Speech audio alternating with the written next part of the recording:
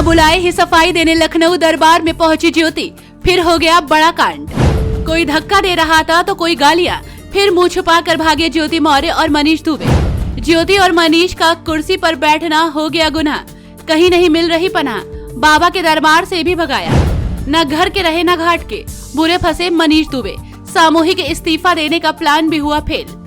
ज्योति मौर्य और आलोक मौर्य का किस्सा मीडिया पर छाया हुआ है। दोनों तरफ से एक दूसरे पर गंभीर आरोप लगाए जा रहे हैं। पति आलोक मौर्य अपनी पत्नी को पढ़ाने लिखाने का दावा कर रहे हैं, तो वहीं ज्योति मौर्य ने पति पर दहेज, उत्पीड़न और झूठ बोलकर शादी करने का आरोप लगाया है।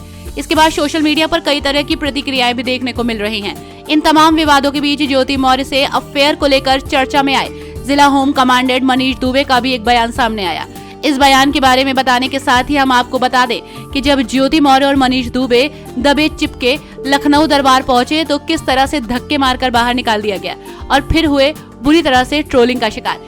एक रिपोर्ट के अनुसार जिला कमांडेंट मनीष दुबे का बयान सामने आया है, जिसे एक निजी चैनल ने हिडन कैमरे पर रिकॉर्ड किया है, जिसमें वो ज्योति मौर्य उसके पति को लेकर कई तरह की बातें कहते दिख रहे हैं। वो इस मुद्दे को लेकर काफी परेशान भी दिखाई दे रहे हैं। उन्होंने आलोक का नाम लिए बिना कथित तौर पर कहा कि जो ज्योति मौर्य को पढ़ाने लिखाने की बात कर रहा है वो ये तक नहीं बता सकता कि यूपीएससी में कितने पेपर होते हैं। पढ़ाने लिखाने का मतलब बचपन से होता है।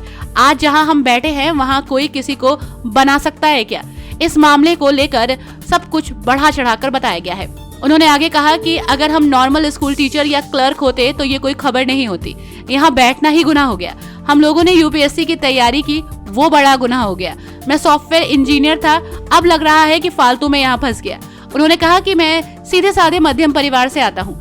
मनीष दुबे आगे आलोक मौर्य का नाम लिए बिना कहते हैं कि जब ये पहले आया तो ही पूछ लेना चाहिए था, ज्योति या मुझसे पूछ लिया जाता।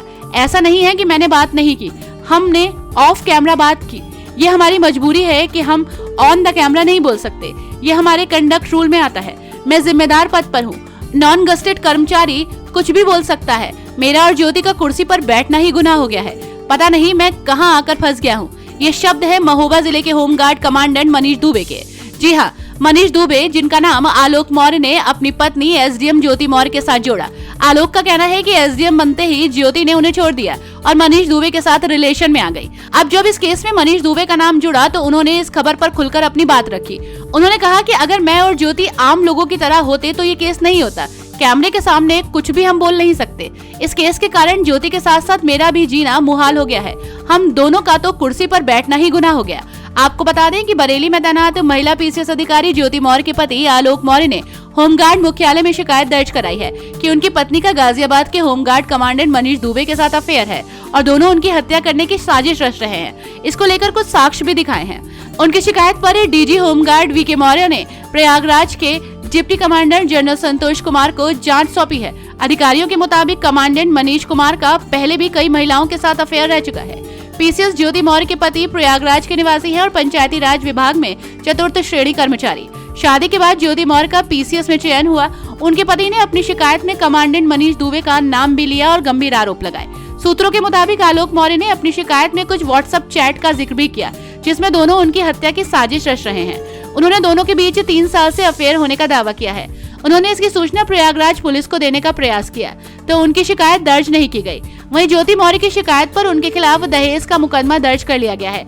इस बीच खबर आई कि ज्योति मौर्य ने लखनऊ जाकर अपर मुख्य सचिव नियुक्ति डॉक्टर देवेश चतुर्वेदी से मुलाकात की है। सूत्रों की माने तो ज्योति ने पूरे प्रकरण पर अधिकारियों से बात की है। हालांकि जब लोक भवन के अधिकारियों से संपर्क किया तो किसी ने कुछ भी नहीं बोला। ज्योति मौर्य लोक भवन आई थी या नहीं, इस बात की पुष्टि भी किसी अधिकारी ने नहीं की है। ज्योति मौर्य के मामले में आप भी हमें कमेंट बॉक्स पे बता सकते हैं कि आप क्या सोचते हैं।